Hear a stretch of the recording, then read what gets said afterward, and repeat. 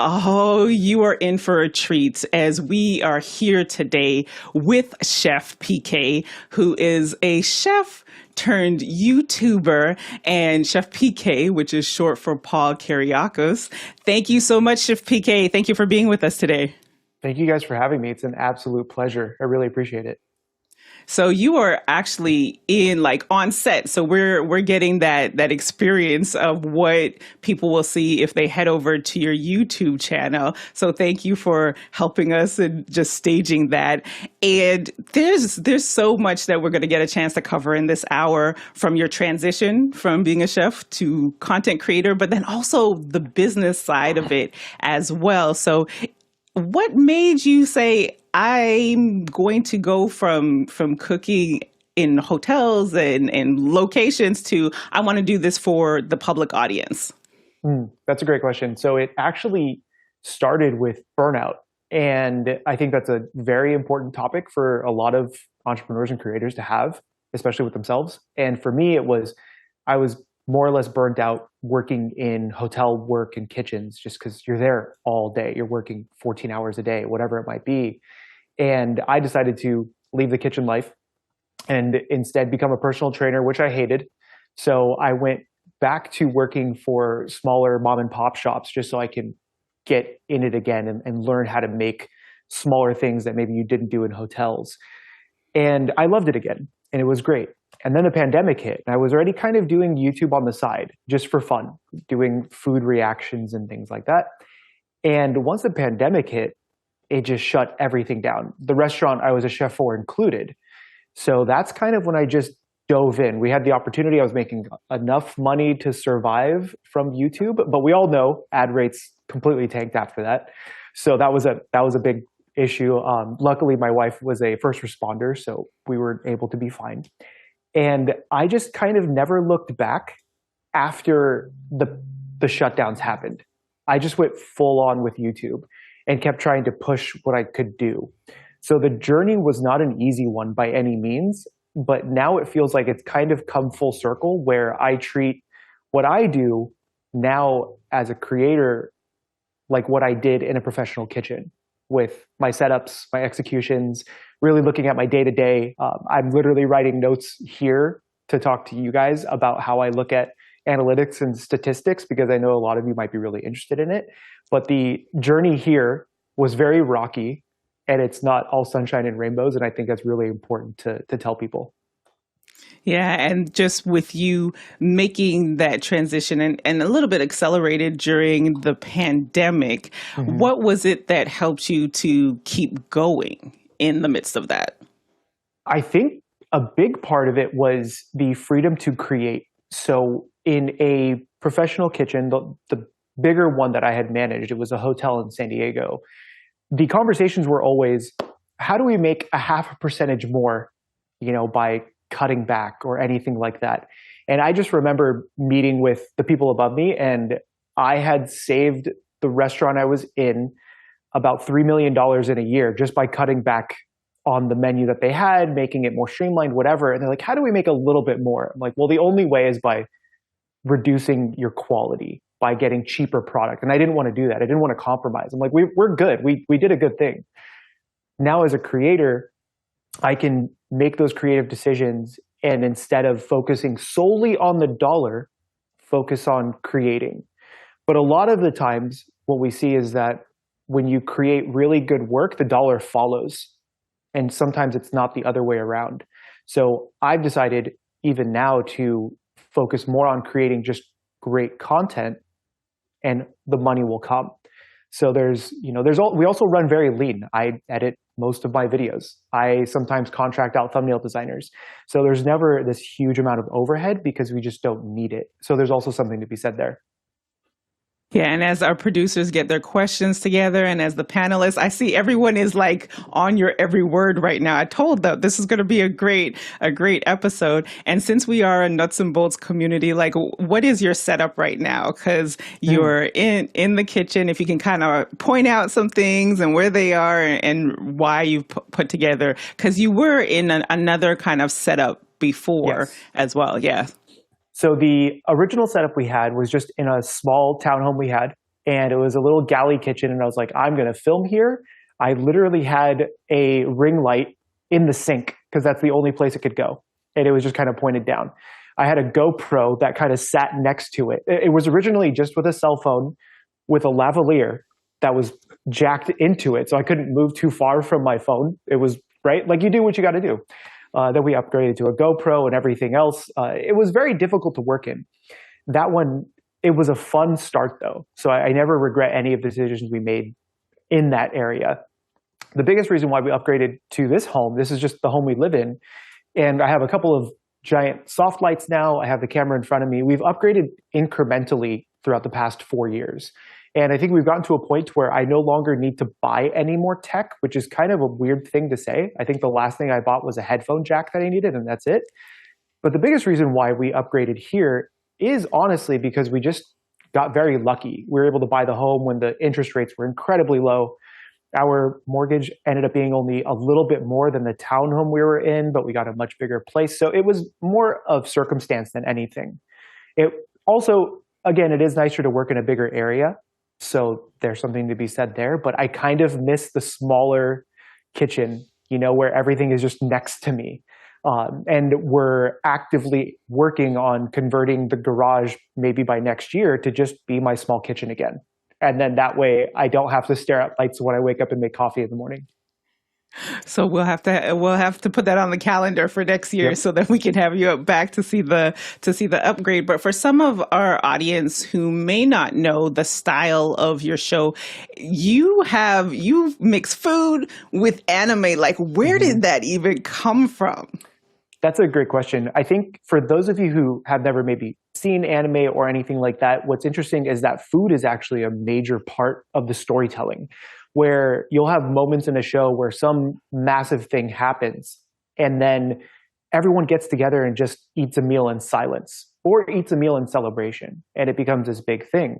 For the audience that might know, the Avengers is a great comparison, where after the battle for New York, in the first Avengers movie, Iron Man says, let's go get shawarma. And they're just eating in this broken down shawarma joint, eating shawarma. That happens in every anime, basically, where they included it in Infinity War. I'm sorry, not Infinity War, but the first Avengers, as just this kind of joke thing, where it wasn't even part of the script. Robert Downey Jr. mentioned it, and they had to re-suit up everyone and refilm just that part of it. No one knows that that was actually a thing that had happened. Whereas in anime, it's very intentional for food to be a big part of the show. So much so that in the 1970s, one of the first things that was truly animated in food was a square cabbage. And everyone was so mad that Japanese food was being represented this way that now there are entire studios dedicated to animating food for shows. So you'll have one studio who's responsible for animating the other cool stuff, and then a studio who just does the food. And so it's become a cultural thing to represent Japanese culture and food, not just a thing that's in a show, if that makes sense. Yeah, so just your ability to match like your passion, and then you've reignited your passion through doing YouTube as a chef. What would you say to anyone who is they're trying to find their footing in this content creation world? What advice would you give them on the steps that you were able to take to then help them find their sweet spot? Because it seems like you've definitely honed in on a sweet spot. Yeah, I think the biggest question that I ask for myself, even right now, because for those of you who maybe create content or looking to get into content, it's constantly changing. Where if I treat it like a restaurant, where you might have to update your menu every now and then to attract new people without alienating the old client base. In a restaurant, you never want to do one or the other. You don't want to alienate the people who brought you here, but you also don't want to not be able to grow. So you changed up things just a little bit, just enough, right? And for YouTube, what I had asked myself, and this is maybe a year and a half ago, where my channel really started to find its footing. And I've been creating for about 4.5 years now. The question is, what did 13-year-old me really want? And you have to imagine that we all live vicariously through a lot of people. I have not a very young audience base. I actually have people who are watching my videos with their kids on Saturday morning. I'm like, that's really cool, right? Like I like being that for them. So when I asked 13-year-old me what I would have wanted, it's like, man, I always thought about being one of these anime characters. So now how do I translate that into video? And this character has to live his life a certain way. He has to eat a certain way. I'm just going to recreate that on video and try to become, for those of you who may know Mark Rober, the Mark Rober of my space, where I entertain them and give them a little bit of knowledge. If they want to dig deeper, I have recipes for them. If they want to maybe get some motivation to go do a training session, I have that available for them. It's no longer really about me though. It's more of what can I get people to get excited to do or be a part of. Yeah, that community part. Because as I shared when we did our tech check, I told my daughter, because she does anime, and I said, "Oh, look at this!" And she instantly subscribed. Like she's like, "Oh, I'm subscribing, Mom." So as you said, like the plan is working, and I see the panelists they're eager to ask some questions. So go ahead, Bill.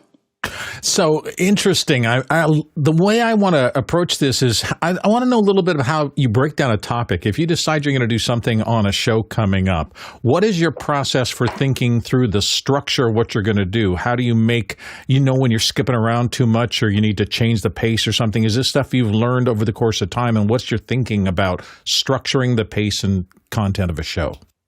So when I structure a video, I really ask myself, what this character does day to day. And the big thing that I do is I consume the media. So you will find content creators who will make something on a topic and they've never actually watched the show. They just thought, because it's popular, let's do something. I will not make anything, and this is why I don't do things that are like hyper popular, like SpongeBob. I've never seen an episode of SpongeBob. Please don't kill me about it. I won't make anything on it because I've never seen it. The other stuff, the reason why I am able to, let's say it's a 30 episode anime, I will literally binge watch it while I'm on the treadmill at the gym. And so I kill two birds with one stone. This way I can be a part of the discussion in the community. So I make sure I take in that character and I'm like, okay, how do they think? How do they work? How do I include the little jokes, right? That way it's not just, here's this person and I'm going to fabricate something for them. And a great example is I'm working on a video right now where I missed a few key points from the show that's coming up because I read the comic ahead of time. Because usually in anime, the manga precedes it, and then they make a show. I'm literally going to refilm parts of it next week to re-include it because I don't want the community to come at me and say, Paul, you missed these things. I'm like, I know. So let me just go do it now before you have the opportunity to say that in the comments. So my process goes, what's popular right now? What can I find on whether or not it's my anime list? Maybe on Google Trends is a fantastic thing to look for. You can look at upcoming animes, TV shows, whatever the case is, and literally just type them into Google Trends and I'll look. And if something piques my interest, I'll go after it. I won't necessarily go after it just because it's popular. And then from there, once I have an idea, I'll start to break down maybe which character is the most popular based on comments that people bring up in discussions outside of YouTube. So whether or not that's Twitter, Reddit, Pinterest sometimes is weird because you'll just see pictures pop up of a character all over the place. Those are my inspirations. And then I kind of break it down from there. But it's interesting because I try to put myself in that character's shoes versus doing a ton of research. If that kind of answers the question. It does. What I'm hearing from you is respect the audience, really. Understand what they are looking for, not just what you want to do, but what they need. And I think that's brilliant. Can I ask you one more little thing before you go on to the next person? And that's, talk to me about sound treatment, because every time I've shot in a kitchen, it seems like sound is a real problem for most just straight places. So what have you done there? For sound treatment, I literally have done nothing. We have some fake plants. I have my 2 soft boxes.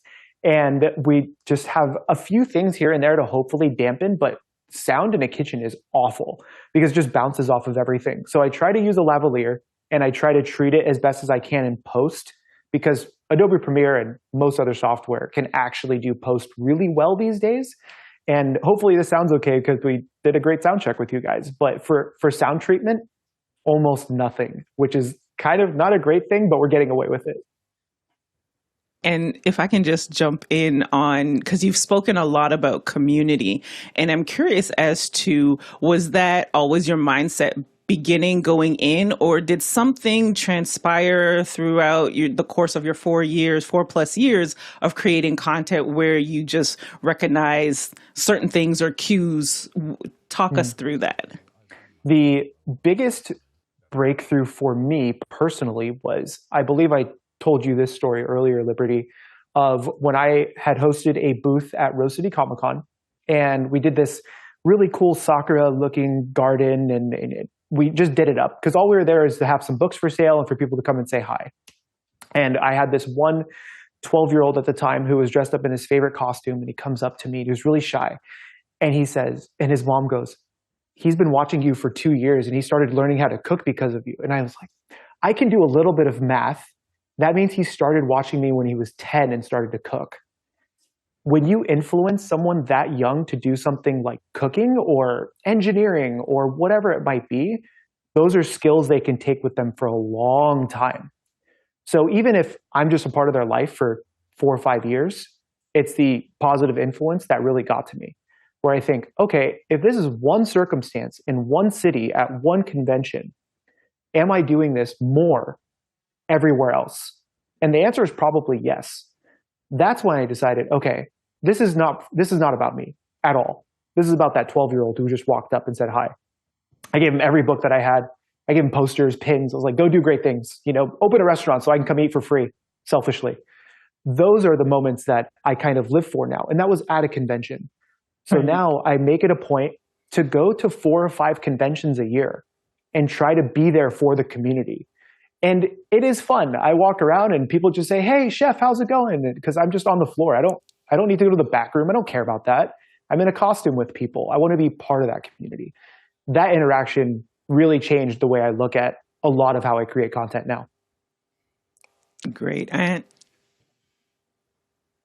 Sir, Chef, you started out talking about burnout, and I personally believe that part of burnout comes from the whole work-life balance issue, and it made me think about your set. We're a bunch of people that are very technical, and you said you're in the kitchen and you got 2 soft boxes there. What is your setup time like? Because this is your home. Is this a bit of you just set it and forget it?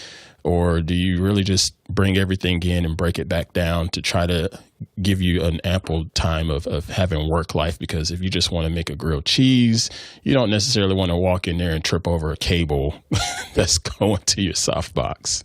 Yep. Luckily, I wish I could turn this around and show you. Luckily, everything that's wired is away from my kitchen appliances. So I can still do things in the kitchen, make coffee, whatever. More of it comes from mental fatigue of waking up and seeing your work. And so I actually do break down everything once I'm done in the kitchen. It takes me 20 minutes or so to set up. It's really not too long. I have 3 cameras that I do. I do a front shot, an overhead, and a side shot. And they're all just Sony cameras. So they're all the same, basically. Just know every setting. I just use the lavalier mic. I have no other microphone except for a boom mic I use for backup, just in case of audio, and the 2 soft boxes. Everything else that's behind me is just kind of flare. So that's just like USB power, or I can tell, the smart device, which I won't name, to turn stuff on for me to make it a little more streamlined. Everything just works off of SD cards. There's nothing fancy. I think the more you add, the harder it is to start. So now though, what I have been doing recently is I don't film in the kitchen as much as people think I do now for more recent videos. For instance, I'm recording a video on Batman where I'm going to try Bruce Wayne's diet for a day. I have like a 30-page dossier on all of the stuff he does, literally printed out all these documents. The filming in the kitchen will only probably be 90 minutes of my day. And then the rest of it is going to be either at a fancy ninja gym that I rented out to like practice stuff like Batman. We're filming there. We're eating the lunch in a bento box that Alfred is making, which is my alternate ego for the video, outside of the kitchen. So the kitchen now is becoming a character, a side character versus a main character. Where in a lot of cooking content, it's their main character because it's a lot of hands in the pan content.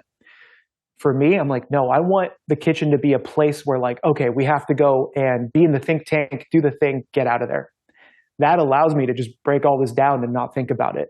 So it's again more for, I would rather spend the total of maybe 40 minutes to set up and break down total instead of looking at it every day. Alex.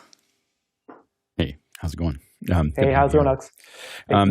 The couple things. One of them is I think that cooking. One of the reasons I was excited to have you on is that cooking is so important. Like it is something that is literally required. And as someone who came from 10 years ago, I probably ate out 90% of the time to now 90% of the time I start with raw ingredients. One ingredient at a time and put them all together. And it's really been fulfilling. But I think that one of the things I keep on tracking as we've done some cooking, lives and a couple other things is really how inflation is affecting people's ability to go out effectively. Do you see that as obviously it's got challenges for everyone that's in that position, but an opportunity for us to have people rethink cooking from home? Do you see that as a kind of an expansion of the market that you're in? I do. And what's really interesting is it's kind of coming full circle. So when we saw during the pandemic, a lot of cooking creators absolutely exploded because everyone's just at home cooking. They're there. Now what we're seeing is I had a great conversation with the analytics advisor and manager for Mythical, so like Good Mythical Morning and stuff like that. She's a genius, Gwen Miller. And what we've started to see is that people are now in 2024 either working from home and don't have time to cook, so they're DoorDash, whatever, or they're back in the office, they're going out. The problem is, like you said, with inflation, how you can go get fast food for $18 or whatever it is now, which is a ridiculous price for something that is not great for you. And so what I try to show in my videos is, here is the true cost. I will show them the receipt of the ingredients that I bought. None of this, oh, well, it's 70 cents per serving. But I was like, yeah, but you had to pay $30 to make the lasagna. So that's the true cost. So what I'm actively showing people in my videos, and it's hard because my videos are not as focused on the cooking for some of them, like the character diets. I'm showing them what I spend. I'm showing them that they can pick cheaper alternatives. I recently made something with turkey meat instead of beef during the recipe because I was like, I found this on sale and I'm going to actually eat all of this. So I'm going to use this. You can use beef if you get beef for cheaper. I think those are important conversations that not a lot of creators are having, which is unfortunate. And I think it needs to be said. I post this on Twitter all the time. I eat 1 or 2 cans of black beans a day just because it's good and it's cheap. It's like 60 cents for a can of black beans, right? It has protein, has fiber, has carbohydrates, throw some Cajun seasoning in it, throw an omelet on top, go about your day. People think that food creators eat these like lavish meals all the time. And I think that's ridiculous. First of all, I don't have time for that. I don't know if you do, right? But a can of black beans and an omelet, I can make that in about 7 minutes. And it cost me $1. Yeah. So those are the things that I'm trying to tell people. Well, I think it's such an opportunity because it's so much better. We were doing an interview with Jacques Pepin, and I was studying all the stuff, getting ready for it. And we were, and he has this omelet that he makes, this French omelet that he shows how to make. And I started to say, well, I'm going to learn how to make this. And for me, I'm going to learn how to make this means I will eat this for the next 6 months. This is my breakfast. And now I've gotten to the point where I can't order one at a restaurant. It's beyond the cost of the restaurant. It's that mine is so much better than what, and I couldn't. And I think that that's the real opportunity that creators like you have, is to show people, what that you can make it at home as effectively, or oftentimes way more effectively than you can ever buy something in a restaurant within a reasonable price, right? And what's the average cost of one of your meals, like when you post those? I would say the average cost of one of my straight recipe videos, can vary, but I would say the average cost, honestly, is about $25 to make. I try not to break the bank unless it's specifically to break the bank for a video, right, where I've spent the most expensive video I've done for just food was about $1,000, and I will never do that again. It was for a video from a show called Food Wars, and I had to buy a A5 Wagyu beef side. So it was a full thing of it. I couldn't, like, usually you get a steak. Yeah. The reason is because the character put took the thing and she puts it in the oven and she bakes it, which you never should do with Wagyu. Right. And but that was, if I didn't do that, the community would have came after me, right? But that video went on to do almost 2 million views, and I think I sold like $2,500 worth of T-shirts, so it made up for it. You know, and that was great. That was after a thumbnail and title change, by the way, so those are interesting. But I won't spend that much on food. The Batman video that I'm doing, I think the most expensive part of that will actually be like, we're doing a kind of a joke part where I'm giving Alfred the night off and we're going to go out to get steak dinner and we're going to dress up, you know, like Bruce Wayne. That might cost us $100 for dinner. The rest of the food, I'm aiming to spend about $30 for two meals, right? So for breakfast and for lunch. But those will probably be a little bit bigger because I'm trying to eat like Bruce Wayne. He probably eats like 4,000 calories a day or more. So, right, I'll in the video, I'm more than likely going to say you only need half of this. Right, and now that's like, you know, it's two people going to McDonald's together is $25. so it's exactly. Yeah, it's now you're doing some live, right? How are you approaching live streams? So I was doing some of the cooking live streams, but what I found is that they were actually taking away a lot of time from my creative process for filming and editing. So I'm trying to juggle that, but now a lot of my live streams are just productivity live streams where I hang out with my community, and I'm doing, when I can't walk outside because we're in Oregon and it's always raining, I just have a set up treadmill at my desk and we sit there with the community with about 30 or 40 solid people and we brainstorm videos together. They gave me ideas for Batman, for Fallout, for Deadpool, which we're doing as well, things like that. So it's more community focused and low stakes versus cooking. The cooking live content, instead of doing a weekly thing, I'm actually aiming, if possible, to do these at conventions. So they're more events, right? We're going to be at a live convention. We're probably going to live stream the event at VidCon and show that we're doing a small cooking battle, making it more of an event versus a weekly reoccurrence. And you said you have multiple revenue streams. What are those revenue streams and how are they working? Yeah, the big one is YouTube AdSense, which is probably, I say big one, but it's about 50%, and I'm hoping to get that down to about 30% this year. The second one is tied between sponsors and our merchandise. So sponsors are usually pretty good to us, especially because we have a very core group of sponsors. The third one is merchandise, which are just our cookbooks. So I think last year we probably sold about $45,000 to $50,000 worth of cookbooks, and that's in revenue. But what's great is that we only pay about $1.80 per book. So because we self-publish, we don't go through a publisher. I own a publishing company, so I don't bother with publishers. I think publishers are a scam. So for anybody who needs a publisher, just ask me. So since we self-publish and I ship from the house, so we just get a pallet of books into the garage, pack up books, send them out, right? It's not a difficult process.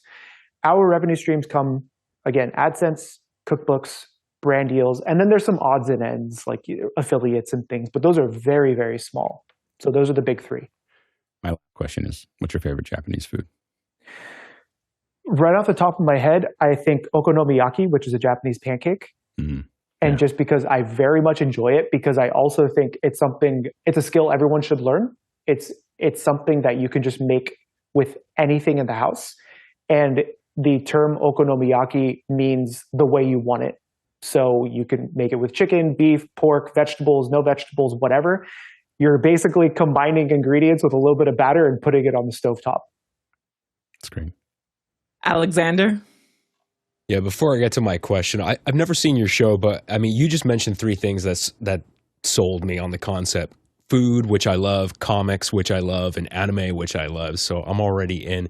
My question to you is, you've been doing this for a while. Do you ever feel the pull to sort of cater to the YouTube algorithm? Do you find yourself doing deep dives into analytics and trying to tailor the content for what the algorithm wants, or you just kind of do your own thing and you let your audience tell you what they want to see? I do dive into my analytics, and I'm trying to actually do it less than I had been. The reason for that is for anyone who has a YouTube channel, you open YouTube Studio and you stare at it and you're like, oh my God, everything's on fire, right? What I've seen with my channel after speaking with a few friends who are on YouTube, but they only do the analytics stuff. What they have pointed out to me is like, Paul, none of your videos take off until like 60 days. So why do you even look at your analytics? I'm like, oh, maybe you're right. So what I do is I post a video and I just go to the gym, I leave, I ignore it. I did the best that I could for that video. That's not to say I don't have a strategy. Now going from 2019 through the pandemic, where what got me here was cooking content. I would say up to about 2022, maybe almost into 2023 was cooking content. I decided to post a video because I was interested of eating like a character who was not anybody famous. It was not Superman, Goku.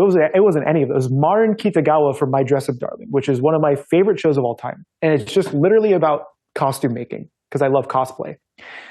I decided to try her diet. That video did kind of well with the community. People loved it. It's like, okay, just reading the comments. Let's try another character. That video did exceptionally well. It's like, oh, we have something here. It's like, why do people like this? They're watching me live my 13-year-old dream of being one of these characters. That's the answer.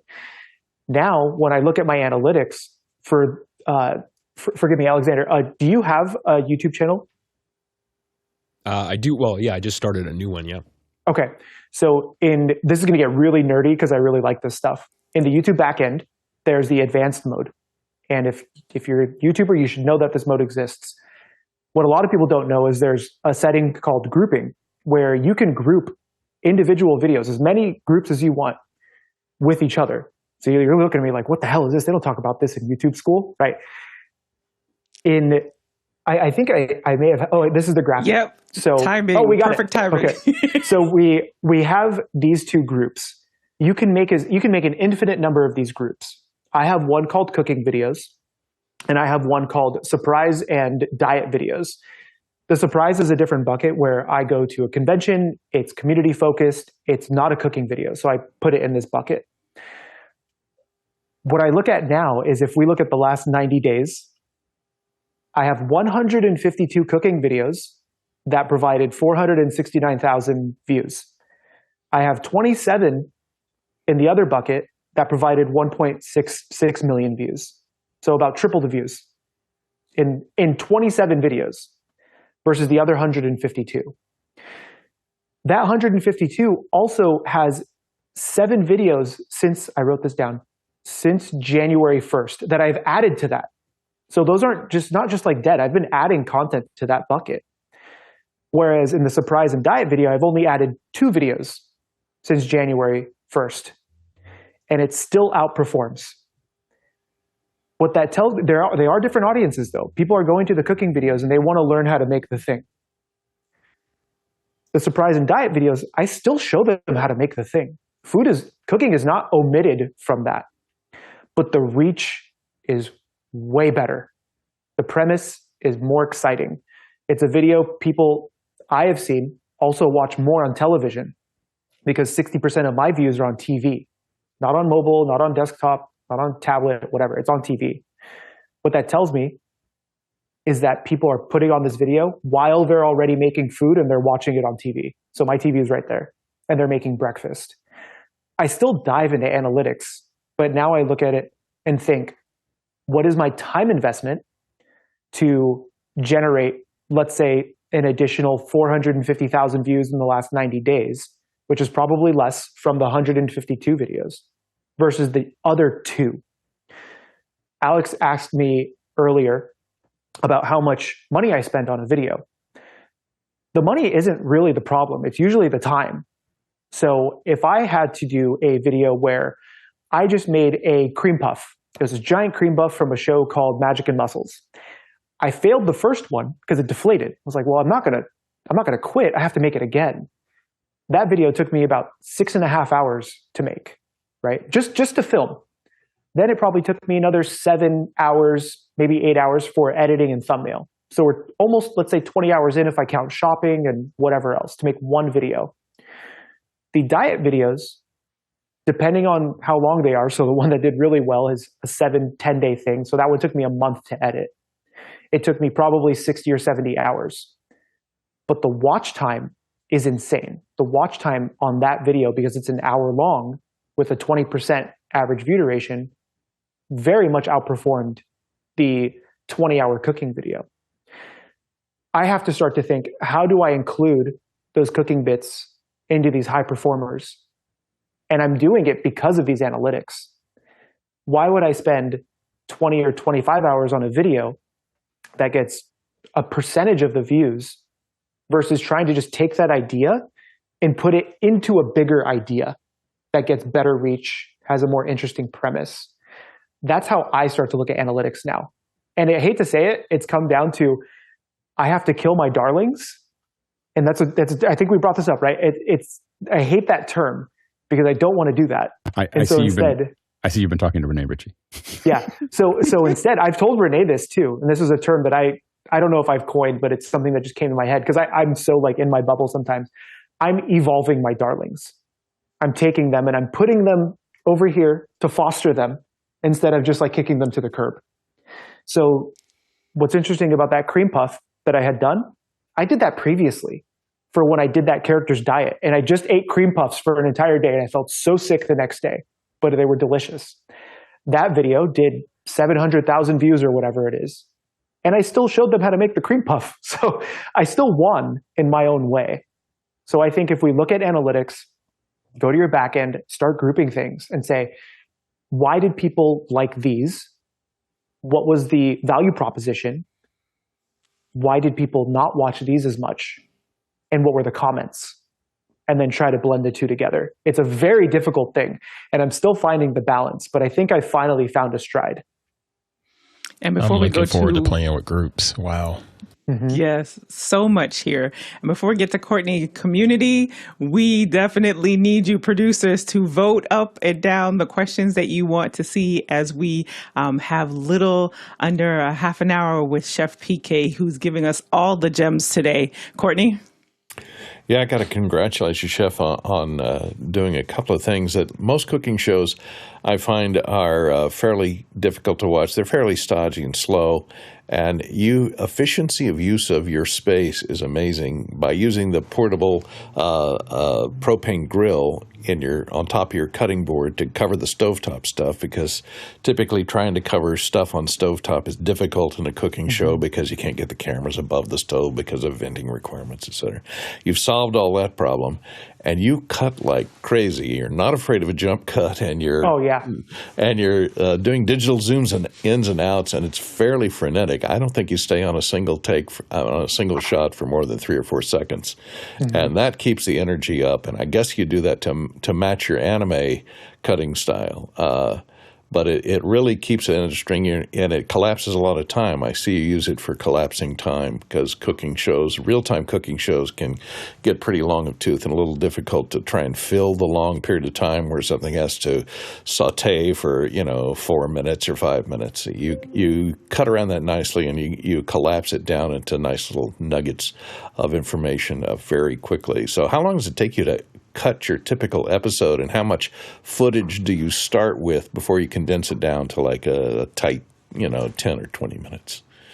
It definitely depends on the recipe, but baking recipes are always longer. So I can give you an example of something I did recently. I just have a list in front of me. For when I made a fried rice dish from a show called One Piece, I make my mise en place ahead of time. So I have everything in the fridge is ready to go. Even some things are pre-cut because I make a joke about it. Like, do you need me to show you how to cut garlic? No, just use chopped garlic. And I'll show them that it's chopped, right? You don't need to see that. You understand that I've used chopped garlic. A video like the fried rice, I did in one take with the 3 cameras, and it was about 25 minutes of footage. I never stopped the cameras, and I just let them roll. And that was about 25 minutes. What I do a lot of the times is I have to make a decision if I'm going to add voiceover because of the recipe. So a baking recipe, a lot of the times I will add voiceover just for clarity because those things take longer. With cutting that fried rice video, I actually use Autopod. So Autopod is for podcasts mostly. where you do your settings on Premiere, you hit the button, and it cuts out all the silences. So when I film, in between action shots, so if I'm doing something here on the stovetop and I'm talking to you on the camera, okay, first we're going to go get our garlic for the fried rice. This is the garlic that I'm using. The reason why I'm completely silent is because Autopod will just cut it. It'll just remove it for me. And then I go back and I clean it up a little bit, right? Those are the easiest things to edit, but they're also the least fulfilling editing wise, because it just feels like, right? I hate it, but it's so efficient. So I'm actually moving away from a lot of that style and going into more of what I enjoy now. I'm learning After Effects and doing all this. It's ridiculous, right? I don't know why I'm doing this to myself, but it's fun. As far as the editing style goes, the reason why I have multiple camera angles is because it does get boring to look at the same angle over and over. But in cooking, seeing a head-on shot of someone cutting something doesn't really relay the same as the side angle shot, where it's straight onto the knife. So I angle my camera to where you can see the side of my knife. Then we have the overhead so you can see stuff in the pan. What I try to do is I try to, depending on the shot, do this, what I call like a smooth transition. It'll still be the same action sequence from all three cameras for 1.5 to 2 seconds. So it never feels jarring, where hopefully it doesn't feel jarring, where it's going from one thing to the other. It's the same shot from 3 angles.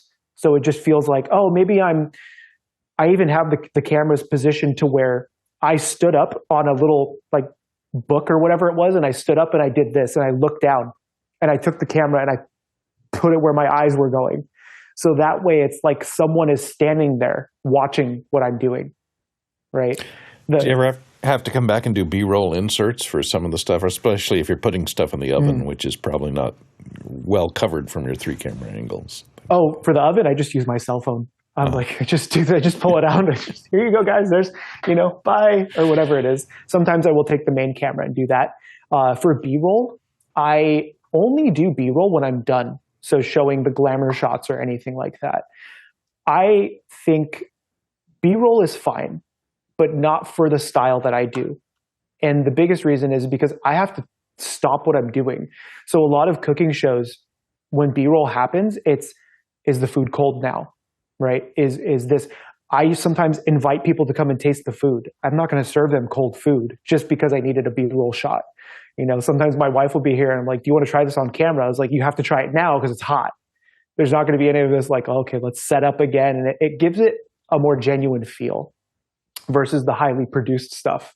So the highly produced stuff is fine. It's just not what I enjoy. I'm never going to serve someone cold food, even if it's for video. All right, Bill, let's get into this pile of questions here. Absolutely. There's a lot of activity here. We're going to start with Josh Kaufman out of Pittsburgh, Pennsylvania. What opportunities have you had to build up your community outside of YouTube? It's a great question. The biggest thing outside of YouTube for building has been convention season. And that has a lot to do with conventions invite me. I sometimes will film, but for the most part, I don't film my panels. So when they invite me out, they come through and they see anime food, blah, blah, blah, and they just show up. And I always ask, I'm like, how many of you have seen my channel? And maybe it's like half the people. Then I ask, well, why are you here? What are you doing here? Why did you come to this panel? And the answer is like, we want to know about anime food. Those events have actually helped me see a bump. And I kind of look at it in my analytics. I'm like, oh, okay, was there a bump in subscriber base from people just being here, right, at this event? Community-driven events like that are so easy. So whatever your vertical is, if you're in tech or whatever, you should be going to events. You should be a part of this. Tech YouTubers, they go to CES. There's a reason for that. It's their community, right? If you're a car YouTuber, you're going to car meets, whatever it is. I go to anime conventions and not food conventions because my audience is primarily into anime. If I go to a food convention and I meet Chef Jacques Pepin, he's like, yes, young man, how can I help you? I don't know who the hell you are, right? I don't expect him to. Anime conventions, they will know you. Those opportunities also help me sell books. They also help me get the subscriber base up. One thing that I do that I think everyone should is not just go there expecting to build a community just because you're there. Give them something to remember. So anytime I do a panel, I hide little treats under all the chairs. That's why the convention people hate me, because they're like, I need to be in here half an hour before my panel starts because I'm going to tape a Kit Kat to the bottom of your chair. So that way, when you're in the panel, I can talk and talk, and it'll be like 8 to 10 minutes in. People maybe start to get a little tired or whatever. I'm like, there's a sugar high for you. And they're like, what? And they go down and they get the treat. And it's like, if you didn't like your flavor, trade with your neighbor. And then you get people talking. And they're like, oh, what flavor do you have? And it's like this whole thing for like 8 minutes of just people doing their own thing. And I'm like, okay, let's finish the discussion. That kills time for me because I speak too quickly. My panels are over in like 8 minutes anyways. But it also gives them something to think about. Like, oh, I went to his panel and I got a snack. Be able to provide for your community in a way they don't think they should have been provided for. Next question. Next one comes from Rian Smith in Trinidad, West Indies. What's the basics someone needs to start what I started with, and a decent microphone. I swear by these new DJI mics that are all over the place because they have USB-C and Thunderbolt compatibility. So you can just use that. And a cell phone. If you want to go above and beyond, honestly, a good action camera will run you a couple $100 and you can get that used. The reason why I say action camera is because sometimes you need your cell phone to do maybe you're looking up the recipe or you want to take photos. And the action camera is resistant to spilling, which does happen very often. I remember my action camera, I bought a brand new GoPro 8 and I was recording a video. And remember I told you about that ring light that was in the sink? Yeah, it fell over and it hit my action cam. And the action is like this domino effect. The action cam went into a big batch of heavy cream that I was using for ice cream. Do you know how difficult it is to clean heavy cream off of a floor because it's so fatty? The action cam survived. That was great. My cell phone probably wouldn't have. So I would say a good microphone and an action cam or a cell phone, and you're good to go. Next question. Douglas Carmichael's up next. Do you leverage your social media, Facebook at all, as a funnel to drive traffic to your YouTube channel? I don't use Facebook. I actually had worked with a company that built up my Facebook page. I think it has like 230,000 followers or something. The reason why I don't really use Facebook is because the anime audience isn't there. They're younger. They're 18 to 24. They don't use Facebook. They think Facebook is meant for their grandparents now. You have to go where your audience is. Like I mentioned, I don't go to cooking conventions because my audience isn't there. I go to the anime conventions because that's where my audience is. So for me, my primary drivers are Twitter, YouTube, and sometimes Instagram, specifically Reels and not just posts. Next question. Tommy Shantz in St. Paul, Minnesota. Are there licensing issues with your anime characters? So there are no licensing issues for video, which is a very great thing. I've never once had a owner of whatever copyright come to me and say, you have to take that down because you made eggs from this whatever. If you use a small clip from a video, you're usually going to be okay. For books, however, there can be. So what we did is we hired a lawyer who was a copyright lawyer, and we asked him, how can we get around this? And the big thing is you have to say it's inspired by, all of these things are owned by, et cetera, et cetera. But for video specifically, there's no real issue unless you're taking the whole 15-minute clip of the food thing and then plastering it in your video and then making the thing, which your audience is going to want anyways. That's when you get in trouble. Next question. Alexander Knight back from Port Coquitlam, British Columbia. What are your thoughts on rapid-fire pace short-form content such as YouTube Shorts, TikTok, and Instagram Reels? While I've seen some of mine go viral, they rarely convert to more podcast listeners. How does one best monetize short-form platforms? I am not a believer in shorts. I think shorts honestly have more negative consequences than positive, especially for a long-form creator. That's just from what I have seen and from people I have chatted with about shorts. Now, if you're a primarily shorts creator, you're good. Keep doing shorts. If you're trying to get into long form or you have long form, it can be difficult. For podcasts, I hear it's better because you can clip a bunch of things and just blast everything. I know of a couple of podcast creators who clip almost everything and they post it to Reels and Facebook and Twitter. And then whichever one of those is a high performer, they then post to YouTube. So they use the other platforms as a testing ground for YouTube. For me, I have never had a short do over 30,000 views or something like that.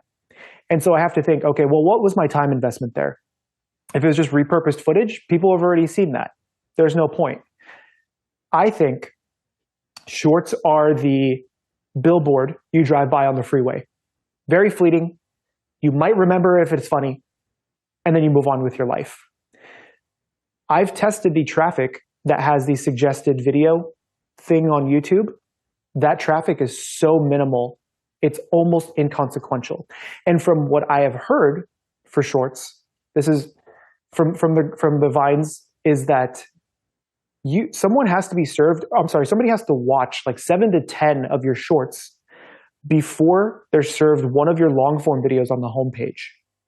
It's a lot. Imagine someone coming across 7 or 8 shorts. There's, not to discourage you, but here would be a strategy that I would try. If you have a short and you put the short up and it's for your podcast and you have that linking ability, like everyone should, you link it to another short. You don't link it to the podcast. Because when you're watching shorts, for all of us who watch shorts when we're all in the toilet, right? Because that's what we're doing, right? We're watching shorts. You're not going to follow that and then watch an hour-long podcast. You're like, no, I'm going to be done in here in like 30 seconds. Why am I going to watch a podcast? You link it to another short. And then you link that short to another short. And you create this loop. And maybe it's a story.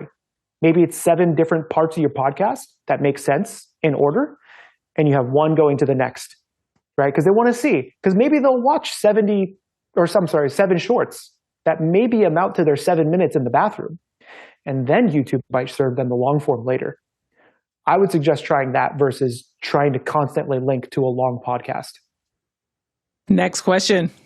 Next one comes to us from Josh Kaufman, Pittsburgh, Pennsylvania. What are some strategies you use when creating thumbnails? How do you gauge your success in this area? For thumbnails, I look entirely outside of the cooking niche, and I look outside of the anime niche.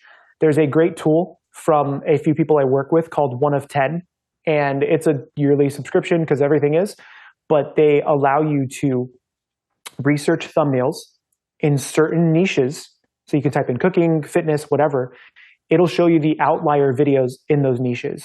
And it says like this video performed 26x better than their normal. I'll take ideas from that. Most of my video thumbnail ideas actually come from the fitness niche. So like the diet videos where I'm just standing next to a character and there's the character, right? Like you're looking at like Goku or whatever, you're kind of staring up at him. They do that all the time in the fitness genre. But I think a lot of us only like, oh, I make cooking content. I have to look at cooking creators. There's actually a disadvantage to that. Because if you took Binging with Babish, Brian Lagerstrom, and some of Josh Weissman's older videos, and maybe a bunch of other creators, and you just put them in a grid. Other than the colors, they're all the same thumbnail. You don't know who it belongs to, right? Unless you knew who that creator was. So instead, I'm like, okay, well, I don't want to just fall into the void. So I'm going to look outside of my niche. It's very, very good to look outside of your niche for thumbnails. So good. Next question. Next one comes from Craig McFarland in Boston, Massachusetts. What's the rough split of your work time from research planning, on-cam shooting, post-production, and everything else? So if we start at the top for, let's say, planning the video, I would say I write a rough bullet point script. I don't really have a script that I follow. The bullet point script will probably take me about 2 hours to create because I know what I'm going to be doing for that video. Watching the content sometimes, I've already watched, so that's a benefit, but I'll say I allocate 20 hours to watching the content, depending on how long the series is.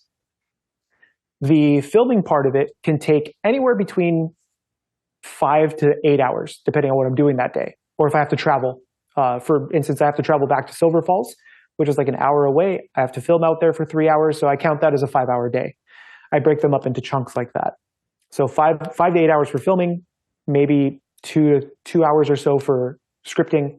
And then we won't count the watch time because I get to do it on the treadmill. So, we'll just put that on the side. Editing can take anywhere between for the longer videos, like the diet videos, 20 to 35 hours. And that's a variance because sometimes I do it for a longer day, or what I have to do that day. Then there's whatever else in post. Thumbnails sometimes don't take me very long, maybe 3 or 4 hours for the thumbnail. Sometimes on the upper end of 5 if I really want to tweak it. I would say the average video takes me about 45 to 50 hours to make a video. And it's not terrible. The problem is that sometimes the videos are very exhausting to film. So like my recovery time, I'm like, okay, I'm done. I don't need to do the Batman diet again. I'm going to go lay down on the couch for a day. What I have found though, is that 50 hours is best allocated into one thing instead of what we mentioned earlier into maybe 2 or 3 things, because you can make that much better. So I don't mind spending the 50 hours or so on a single video. Next question. Next one comes to us from Rion Smith, back from Trinidad. Ask Chef if you can group other YouTube videos, or is it just your own content? It's only your own content. You only have access to your backend analytics in that view. Just like this. This is what I use. I just set it up in vertical mode, and I just have it next to me for chat. If I'm using my computer upstairs, I also have a vertical monitor, which is fantastic for chat. And if you don't use a vertical monitor for chat, you should try it. It'll change your life. Next question. Josh Kaufman, Pittsburgh, Pennsylvania, has our next one. Chef, have you taken any cues from other genres of instructional video for techniques or demonstration techniques? The big one is Mark Rober because of his storytelling, because he is basically what I want to be, except he's an engineer and I have no idea how to put Legos together. And also Michelle Carre for her storytelling as well. So she's been a big influence for the diet series and those kinds of things. So I think I use both of them as my influences for what techniques I want to use as far as storytelling goes. Now, the Batman video I'm working on also uses influence from Johnny Harris, because Johnny Harris has this very interesting technique. I have napkins here, which I'm going to show you, where he busts out all these paperwork. He's like, look at this. This is a map of whatever. And he throws it down and it's this overhead shot and he spreads it all out. I'm doing that for the Batman video because Batman's a detective. So I'm going to have an overhead shot, throw down all the papers and spread them out like I'm going crazy. You can take influences from anywhere. Alex? Speaking of influences now, this is from, most of yours are YouTube. Before that, a lot of us watched Good Eats. Has that ever leaked into any of your thought process? So not Good Eats, but Somebody Feed Phil has very much influenced me. Also, Best Ever Food Review Show is a good one as well for some of the outlandish stuff that they do.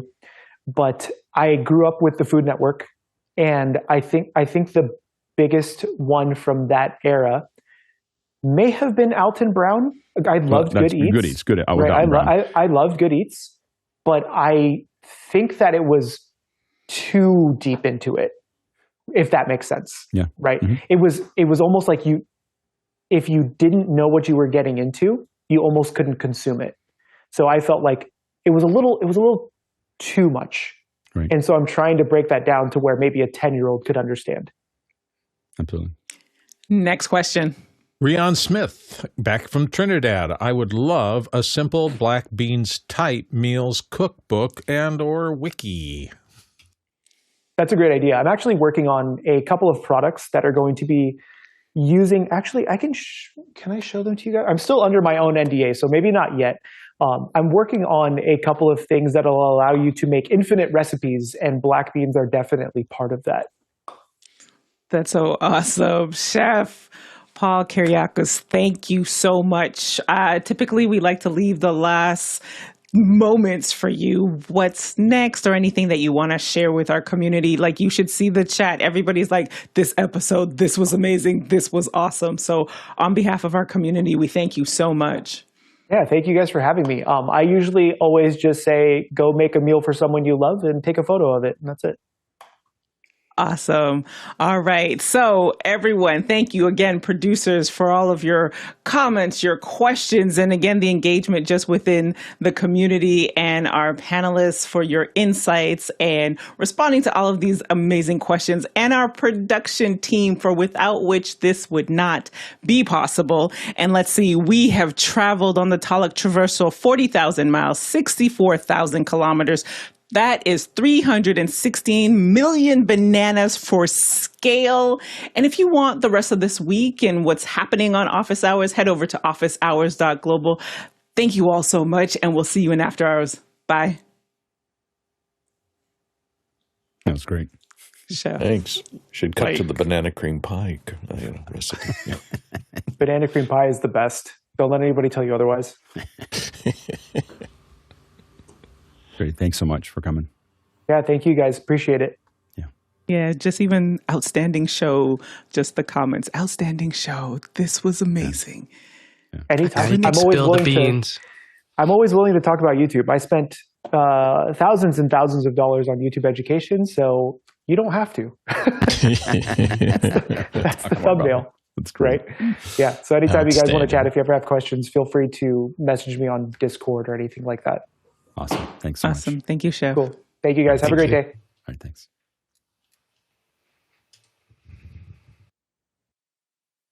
Oh, I just remembered a question I should have asked him. Damn it.